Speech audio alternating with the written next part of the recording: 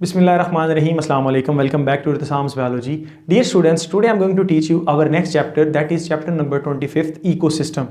इस चैप्टर के अंदर हम बेसिकली इकोसिस्टम और उससे रिलेटेड जितनी भी बातें होंगी उनके बारे में पढ़ेंगे, इन्वायरमेंट के बारे में पढ़ेंगे, इकोलॉजी के बारे में पढ़ेंगे एंड रिलेटेड टर्मिनोलॉजीज जो इस लेक्चर के अंदर मैं डिस्कस करूंगा. इंशाल्लाह ये लेटर ऑन भी जो है वो चलती जाएंगी. So dear students, word ecosystem दो डिफरेंट वर्ड से निकला हुआ है. इको का मतलब होता है इन्वायरमेंट एंड सिस्टम आप कहते हैं कि इससे रिलेटेड जितने भी यूनिट्स होंगे डियर स्टूडेंट्स वो क्या कहलाते हैं? सिस्टम कहलाते हैं. मतलब रिलेटेड पार्ट्स होंगे. आप हर तरह से हर चीज़ को रिलेट करेंगे किसके साथ? इन्वायरमेंट के साथ. तो ये चीज़ क्या कहलाती है? इकोसिस्टम कहलाता है. इकोसिस्टम की जब हम बात करते हैं डियर स्टूडेंट्स तो हमारे ज़हन में दो बातें ज़रूर आती हैं. हम बात कर रहे हैं अपने इन्वायरमेंट के बारे में. इको मीन इन्वायरमेंट के बारे में बात कर रहे हैं, माहौल के बारे में बात कर रहे हैं. तो माहौल जिसमें हम रह रहे होते हैं, हमारे सामने दो तरह की चीज़ें आती हैं डियर स्टूडेंट्स. एक होती हैं लिविंग और दूसरी होती हैं नॉन लिविंग. जैसा कि अभी देख लें, लिविंग में मैं खुद लिविंग हूँ, जो सामने स्टूडेंट्स हैं वो लिविंग हैं, और उसके साथ साथ डियर स्टूडेंट्स मेरे हाथ के ऊपर बैक्टीरिया हैं, लिविंग हैं. लेकिन नॉन लिविंग कौन है? साथ पड़ा हुआ पानी नॉन लिविंग है, हवा नॉन लिविंग है, और जो मेरे डियर स्टूडेंट्स पाँव के नीचे मट्टी है या जो भी चीज़ है डियर स्टूडेंट्स, पत्थर है, ये क्या है आपके पास? नॉन लिविंग है. अब ये नॉन लिविंग और लिविंग एक दूसरे के साथ डायरेक्टली और इनडायरेक्टली क्या कर रहे होते हैं? इंटरैक्ट कर रहे होते हैं. इस चीज़ को हम किसके अंदर पढ़ेंगे? इकोसिस्टम के अंदर पढ़ेंगे. So dear students, biotic factors and abiotic factors जो होते हैं वो इकोसिस्टम का हिस्सा होते हैं. बायोटिक लफ्ज़ बायो से निकला है जिसका मतलब क्या है? लिविंग. और ए का मतलब है नहीं बायोटिक. ऐसे जो ए बायोटिक हैं जो लिविंग नहीं है डियर स्टूडेंट्स, वो कौन कौन से हैं? उसमें आपके पास एयर आ जाती है, वाटर आ जाता है, एंड इसी तरह से डियर स्टूडेंट्स सॉइल आ जाती है. अब ये देखें कि ये जो नॉन लिविंग कंटेंट है, क्या इनके बिना लाइफ पॉसिबल है? डियर स्टूडेंट्स, एयर नहीं होगी तो लाइफ पॉसिबल नहीं है, वाटर नहीं होगा तो लाइफ पॉसिबल नहीं होगी डियर स्टूडेंट्स. उसके साथ साथ सॉइल नहीं होगी तो लाइफ पॉसिबल नहीं होगी. तो ये देखें डायरेक्टली क्या कर रहे हैं, इस पर लाइफ जो है वो डिपेंड कर रही है. तो इसके साथ साथ हमने पढ़ना है डियर स्टूडेंट्स इकोलॉजी को. इस लेक्चर के अंदर बेसिकली कुछ टर्मिनोलॉजीज हैं जो मैं डिस्कस करूंगा. इकोलॉजी क्या है? इकोलॉजी आप फर्स्ट ईयर के अंदर भी पढ़ कर आए हैं. आप कहते हैं it is a relationship. Ecology basically क्या है? रिलेशनशिप है. किसका? रिलेशनशिप बिटवीन किस किस के डियर स्टूडेंट्स?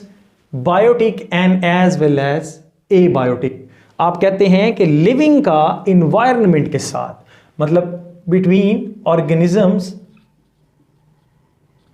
एंड इन्वायरमेंट, कि इन्वायरमेंट जो है उसका किसके साथ रिलेशनशिप है? लिविंग ऑर्गेनिज्म के साथ. तो ये चीज़ आपके पास क्या कहलाती है? इकोलॉजी कहलाती है. इन दोनों के माबैन जो ताल्लुक है वो क्या कहलाएगा? इकोलॉजी कहलाएगी. उसके बाद इकोलॉजी को पढ़ने से पहले आपको स्पीशी का पता होना चाहिए. स्पीशी क्या होती है डियर स्टूडेंट्स? हम कहते हैं a group of similar organism जो एक दूसरे से रिजेंबल करते हैं. They can interbreed with each other. वो क्या करें? एक दूसरे के साथ इंटरब्रीड कर सकें. उसके अंदर सेक्सुअल जो है डियर स्टूडेंट्स मिलाप की जो है वो कंपेटिबिलिटी हो, एंड प्रोड्यूस, वो क्या प्रोड्यूस करें? Fertile offspring. ऐसे बच्चे पैदा करें जो फर्दर आगे रिप्रोड्यूस करने की एबिलिटी रखते हैं. वो आपके पास क्या कहलाती है? स्पीशी कहलाती है. फिनिशिंग डियर स्टूडेंट्स मैंने बोल दिया है, तो अब मैं यहां पर जस्ट इसके हिंट्स लिखूंगा. हम क्या कहते हैं?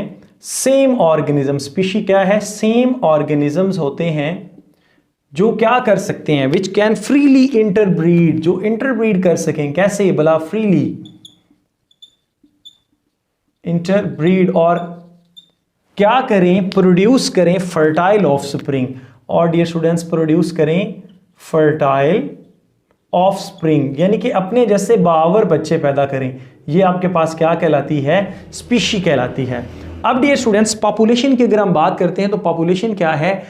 कि सिमिलर स्पीशी, एक ही तरह की स्पीशीज एक ही जगह पर रह रही हों तो वो क्या कहलाती है आपके पास? वो कहलाती है पॉपुलेशन.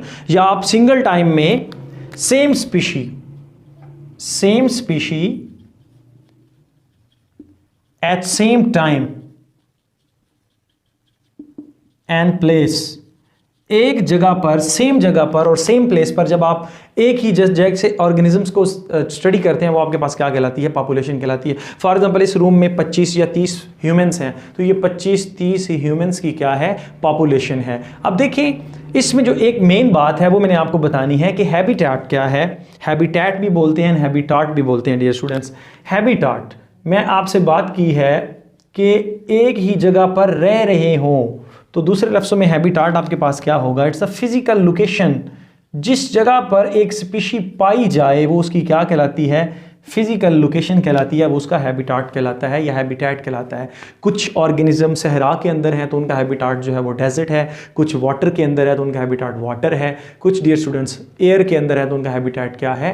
एयर है। तो हैबिटाट को मस्कन बोलते हैं, वो जगह जहां पर ऑर्गेनिज्म रहते हैं। तो यहां पर देखें, same species living at same time and same place पर सेम टाइम में जो ऑर्गेनिज्म रह रहे होते हैं वो बेसिकली क्या बनाते हैं? पॉपुलेशन बनाते हैं। अगर हम बात करें कम्युनिटी की तो ये उससे बड़े वाला स्टेप है। कम्युनिटी में क्या होता है dear students? Populations, different populations, बहुत सारी populations at same time, at same place, at same time, यानी कि एक ही वक्त में एक जगह पर रहने वाले ऑर्गेनिज्म जो हैं, बहुत सारी पॉपुलेशंस, बहुत सारी स्पीशीज जो है वो क्या बनाती हैं डियर स्टूडेंट्स? कम्युनिटी बनाती हैं। और कम्युनिटी की एग्जांपल आपके पास क्या है? फॉरेस्ट है। फॉरेस्ट क्या है आपके पास? कम्युनिटी है। उसमें आपके पास प्लांट्स भी हैं, और प्लांट्स कोई एक तरह के नहीं है, बहुत सारे प्लांट्स हैं। उसके अंदर डियर स्टूडेंट्स आपके पास टाइगर है, एलिफेंट है, उसके साथ साथ बियर है, खरगोश है, इस तरह के बहुत सारी चीज़ें जो हैं वो एक ही जगह पर हैं। That is called community. तो एक वक्त में डिफरेंट पॉपुलेशंस एक जगह पर रह रही हूँ, कम्युनिटी कहलाती है। उसके बाद हमने बात करनी है डियर स्टूडेंट्स बायोम की। बायोम क्या है? ये देखें, कम्युनिटी के ही बारे में हमने बात करनी है। अ लार्ज रीजनल कम्युनिटी, एक बात है कि ये बड़ी होगी, लार्ज होगी, फिर दूसरी बात है कि ये रीजनल होगी, किसी खास एरिया तक डियर स्टूडेंट्स क्या होगी? मुख्तस कर दिया गया उसको। एक एरिया के बारे में हम बात करते हैं। A large regional community primarily determined by it's climate. आप उसको डिटरमाइन कर सकते हैं बाय इट्स क्लाइमेट, उसको आप स्टडी कर सकते हैं, उसको प्राइमरीली डिटरमाइन कर सकते हैं उसके क्लाइमेट की वजह से।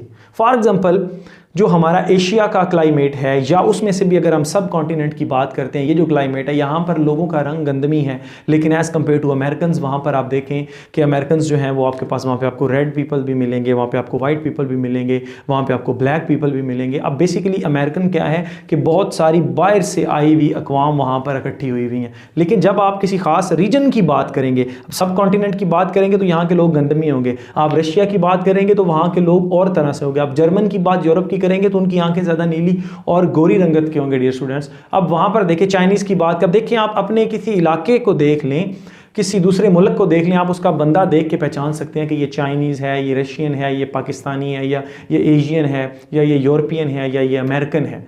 तो इस तरह से डियर स्टूडेंट्स एक बड़ी कम्युनिटी, लार्ज रीजनल कम्युनिटी, एक रीजन के अंदर वो डिटरमाइन उसको कम कर सकते हैं उसके क्लाइमेट की वजह से। अब क्लाइमेट क्या होता है? बेसिकली जब शॉर्ट टर्म चेंजेस आती हैं ना तो वो वेदर होता है, लेकिन अगर लॉन्ग टर्म चेंजेस हों, लंबी हों, लंबे अरसे तक रहें, तो वो क्या कहलाती है डियर स्टूडेंट्स? आपके पास क्लाइमेट कहलाता है। उसके बाद हम बात करेंगे बायोस्फीयर की। जो हम आगे की तरफ जा रहे हैं, बायोस्फीयर क्या है? Bio mean life, sphere mean कि वो गोल दायरा, वो सर्कल जिसके अंदर क्या हो डियर स्टूडेंट्स? लाइफ हो, वो आपके पास क्या कहलाता है? बायोस्फीयर। मतलब हमारे अर्थ प्लानट में जहाँ जहाँ पर भी लाइफ होगी वो आपके पास क्या कहलाएगा? बायोस्फीयर ही कहलाएगा। उसकी आगे फिर फर्दर टाइप्स है डियर स्टूडेंट्स। एक है एटमॉस्फेयर। एटमॉस्फेयर में भी क्या है? लिविंग ऑर्गेनिज्म है, जैसा कि हवा है आपके पास, उसमें भी लिविंग ऑर्गेनिज्म रह रहे हैं। उसके बाद डियर स्टूडेंट्स आपके पास है लिथोस्फेयर। इट्स मीन कि ये ज़मीन की सॉइल की बात हो रही है, तो इसके बारे में, लिथ का मतलब होता है पथरीला, या सॉइल की आप बात करें तो ये आपके पास जो है, इसमें भी लिविंग ऑर्गेनिज्म रह रहे होते हैं बहुत सारे। तो ये बेसिकली आपके पास लिथोस्फेयर कहलाता है। और तीसरा है हमारे पास हाइड्रोस्फेयर, जिसके अंदर हम किसकी बात करते हैं डियर स्टूडेंट्स? वाटर की। वाटर में भी जो है वो लाइफ एग्जिस्ट करती है। तो यहाँ पर आपके पास क्या हो गया? एयर। तो ये आपके पास बायोस्फीयर की आगे फर्दर जो है वो टाइप, सब टाइप्स हैं। उसके बाद हमने पढ़ना है निश। निश क्या है? हम कहते हैं रोल है एक स्पीशी का, कि एक स्पीशी जो है वो अपना रोल प्ले करती है। A role of species in an ecosystem. Role of a species, किसी भी स्पीशी का रोल किसके अंदर, इकोसिस्टम के अंदर, कि वो अपने इकोसिस्टम के अंदर क्या रोल प्ले कर रहा है, कौन कौन से कारनामे कर रहा है, क्या उससे इकोसिस्टम को फ़ायदा है या उससे इकोसिस्टम को नुकसान है। इन सारी बातों के बारे में पढ़ना क्या कहलाता है, इकोलॉजिकल निश कहलाता है। और एक बात याद रखें डियर स्टूडेंट्स, सबसे ज़्यादा इकोलॉजिकल निश में जो एंथ्रोपोजेनिक एक्टिविटीज़ हैं यानी कि ह्यूमन बेस्ड एक्टिविटीज़ हैं वो इकोसिस्टम को तबाह कर रही हैं। बाकी जो है वो मेंटेन किया हुआ है नेचर ने इकोसिस्टम को। फॉर एग्जांपल अगर कैट्स ज़्यादा हो रही हैं तो रैट्स कम हो रहे हैं डियर स्टूडेंट। अब रैट्स ज़्यादा होंगे तो क्या होना शुरू हो जाएंगी, इसका मतलब है कैट्स आपके पास कम हो गई हैं। तो इट्स मीन कि नेचर ने बड़ा बैलेंस करके रखा हुआ और हर स्पीशी अपना खास रोल प्ले करती है। जैसे प्लांट्स हैं, प्लांट्स अपना रोल क्या प्ले करते हैं, वो ऑक्सीजन देते हैं, कार्बन डाइऑक्साइड को ऑब्जॉर्व करते हैं, जिससे ग्लोबल वार्मिंग जो है वो रिड्यूस होती है। एज वेल एज ऑक्सीजन जो है वो लिविंग ऑर्गेनिज्म, दूसरे ह्यूमंस लाइक जो मैमल्स हैं या दूसरे एनिमल्स उसको यूटिलाइज कर लेते हैं। तो इस तरह से हर स्पीशी का अपना एक रोल होता है इकोसिस्टम के अंदर। उसके बाद हमने जो डेफिनेशन है स्टूडेंट्स पढ़नी है वो है आपके पास आर्टिकोलॉजी एंड सिनिकोलॉजी।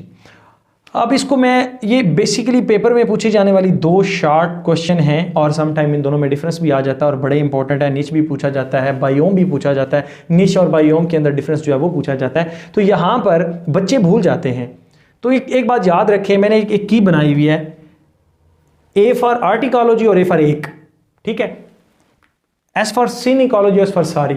सो इट्स मीन, देखिएगा आर्टिकोलॉजी में आप क्या करते हैं कि आप सिंगल पॉपुलेशन को आप जब स्टडी करते हैं अंडर ऑब्जर्वेशन, फॉर एग्जांपल कि मैं देखना चाह रहा हूं कि ये मैंने वीट लगाई है तो इस वीट के ऊपर जो है वो फ्रेश वाटर का क्या इम्पैक्ट है या मैरीन वाटर का इम्पैक्ट क्या है या डियर स्टूडेंट जो सीवेज वाटर है उसका इम्पैक्ट क्या है। तो इट्स मीन कि मैं सिर्फ एक वक्त में एक पॉपुलेशन को जब स्टडी करूंगा, उस पे उसके फैक्टर्स को स्टडी करूंगा, इन्वायरमेंटल फैक्टर्स को स्टडी करूंगा, तो वो आपके पास क्या कहलाएगी, आर्ट इकोलॉजी कहलाएगी, सिंगल पॉपुलेशन। लेकिन सिन इकोलॉजी में क्या होगा, सिन इकोलॉजी में मल्टीपल आपके पास होंगी, मल्टीपल क्या होंगी, पॉपुलेशंस। जब मल्टीपल पॉपुलेशंस के ऊपर स्टडी की जाती है तो वो आपके पास क्या कहलाती है डियर स्टूडेंट्स, सिन इकोलॉजी कहलाती है। तो आई होप कि आप लोगों को ये पूरे का पूरा लेक्चर्स एंड ये डेफिनेशन समझ आ गई होंगी। Dear students, stay connected, thank you and अल्लाह हाफिज़।